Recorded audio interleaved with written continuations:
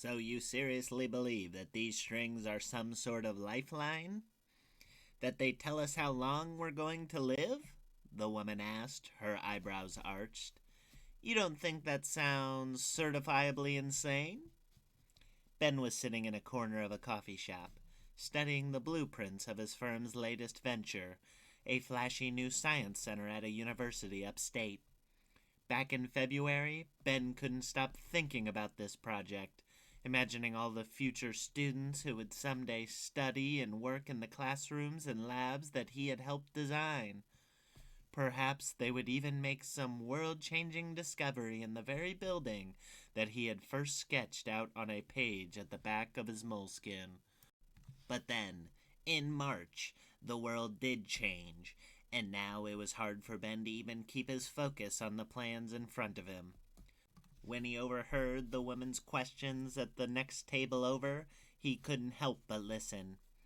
The woman was clearly an adamant denier, as at first many were. But their ranks were dwindling week after week. I don't know, her companion said, less sure of himself.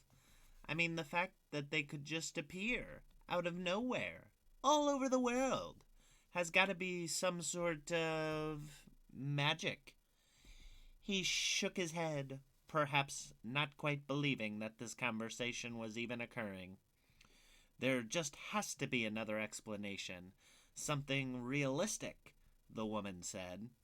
Well, I guess some people are still thinking about groups of vigilante hackers who've pulled some pretty big stunts before, the man offered weakly. But I don't see how a group of nerds could ever be large enough to pull this off.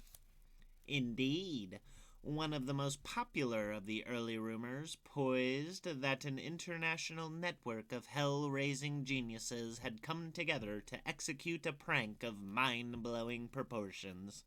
Of course, Ben saw the appeal. If it were all just a hoax, no one would be forced to accept the existence of God, or ghosts, or wizardry, or any of the other more challenging theories that currently swirled about. And most importantly, nobody would have to confront the fate supposedly dictated by a piece of string in a peculiar box. But this was too far reaching for a man made prank, Ben thought, and there was no one who seemed to profit from the box's arrival. No clear intention other than catapulting the world's inhibitions into a state of fear and confusion. So you're comfortable concluding that it's magic? The woman asked. It was strange for Ben to hear the strings referred to as magic.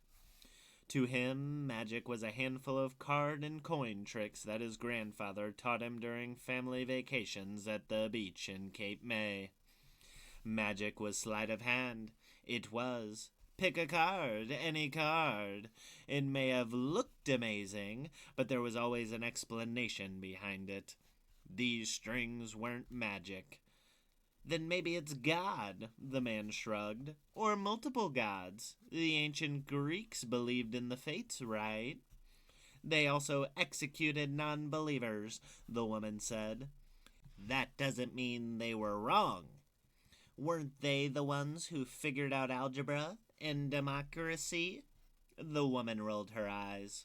Okay, well then how else do you explain all those stories about the short stringers who died? The man asked. That fire in Brooklyn? All three of those guys had short strings.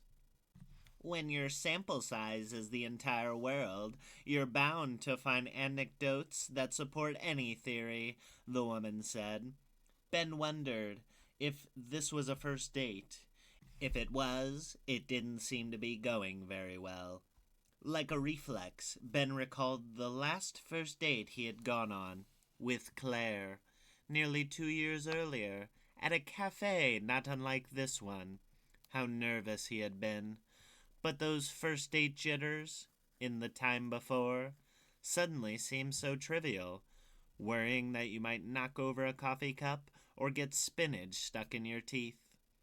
Now you wondered how quickly the subject of the strings would come up, if your theories would align, when you might broach the sensitive question you were all too curious not to ask. Did you look at yours?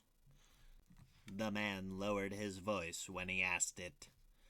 Well, yeah, but that doesn't mean I believe it. The woman leaned back in her chair and crossed her arms defensively. The man hesitated. Can I ask what it was? Too forward for a first date, Ben thought. Perhaps a fourth or fifth, then.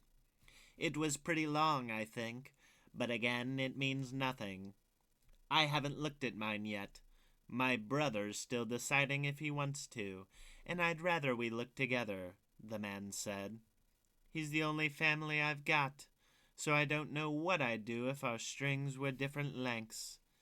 His vulnerability seemed to shift something in the woman, and her expression softened. She reached out and touched his arm tenderly. They aren't real, she said. Give it a little bit more time, and you'll see. Ben tried to concentrate on the floor plans in front of him, but instead he thought only of his own opened box and the short string inside that had been lying in wait. Maybe this woman is right, Ben thought, and his short string didn't mean a short life. He prayed that she was right, but his gut said she was wrong.